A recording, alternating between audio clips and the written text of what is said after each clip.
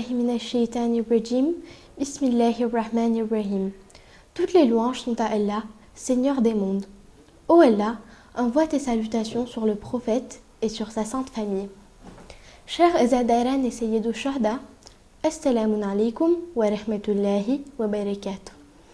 Alhamdulillah, par la grâce d'Allah subhanahu wa ta'ala, nous avons la chance et l'opportunité aujourd'hui d'étudier et de mieux connaître les héroïnes de Kerbala.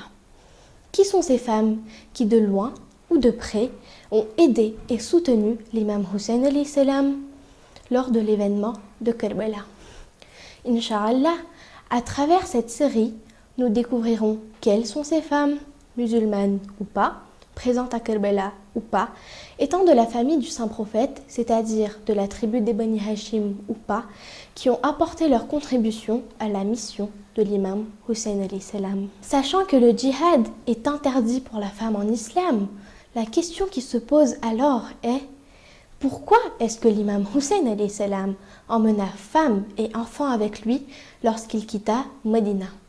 Pour répondre à cette question, analysons la situation à ce moment-là. Comme nous le savons, à la mort de Muawiyah, son fils Yezid prit le pouvoir et est donc devenu calife. Nous savons aussi que la première chose que Yezid voulut faire était d'avoir l'allégeance de tous, et plus particulièrement de l'imam Hussein alayhi salam. Il envoie donc une lettre à Walid bin Utba, son gouverneur à Médina, pour que celui-ci demande à l'imam Hussein alayhi salam de lui prêter allégeance. Imam Hussein alayhi salam refuse de prêter allégeance et décide donc de quitter Médina car Walid a menacé de le tuer.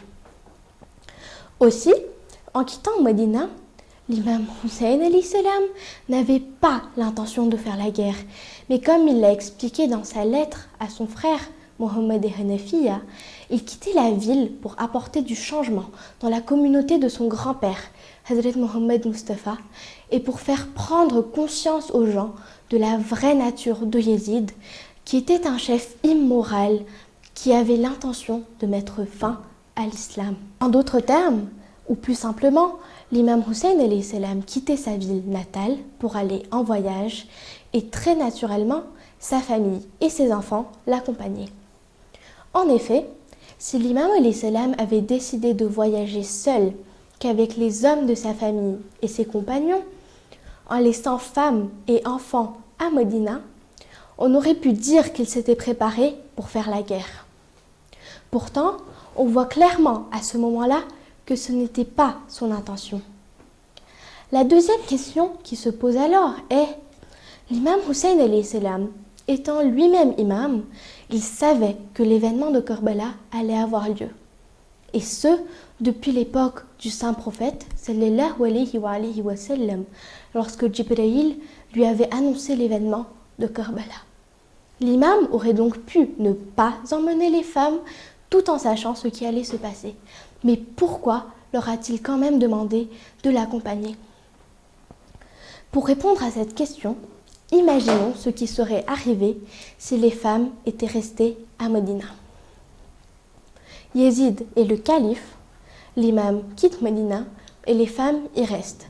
L'imam Hussein alayhi salam et ses compagnons sont tués à Kerbala et à leur mort, Yezid annonce au peuple qu'il a tué un groupe de rebelles non musulmans qui avaient osé le défier. Les gens auraient alors pensé que l'imam alayhi salam s'était rebellé contre Yezid afin de semer le chaos et la zizanie dans le gouvernement. Il aurait aussi été très fort probable que Walid bin Utba fasse emprisonner ou fasse du mal à la famille de l'imam resté à Médina. Les femmes auraient donc enduré beaucoup de souffrances sans que personne ne sache qui était réellement l'imam alayhi salam et quel était le vrai visage de Yezid. Le fait que les femmes aient subi toutes ces souffrances, le fait qu'elles aient voyagé captives de ville en ville, les sermons de Bibi Zainab et de Bibi Kulsoum, ainsi que la force et la patience qu'elles détenaient, ont fait réagir les habitants de Koufa, de Cham et de Médina. Cela les a aussi incités à réfléchir et à se demander s'ils avaient bien fait d'accepter Yezid comme calife. Les femmes ont donc joué un grand rôle dans la propagation du message de l'imam Hussein alayhi salam et ont été d'une aide précieuse pour combattre le gouvernement tyrannique de Yézid.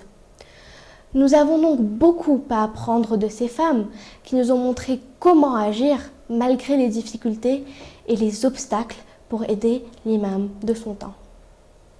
Ces femmes sont nos modèles et nous devons tirer des leçons et prendre exemple de leur vie afin de pouvoir, à notre tour, aider l'imam de notre temps, l'imam Mehdi, qu'Allah hâte sa réapparition. Nous parlerons demain, si Allah le veut, de 3 femmes qui n'étaient pas présentes à Karbala, mais qui ont contribué à la mission de l'imam.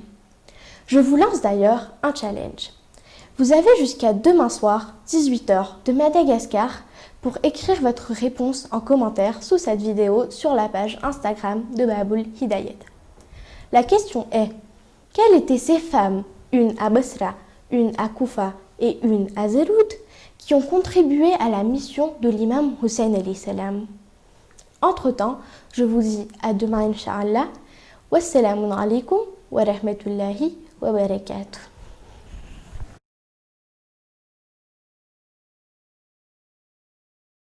Look at the strength of the ladies of prayer.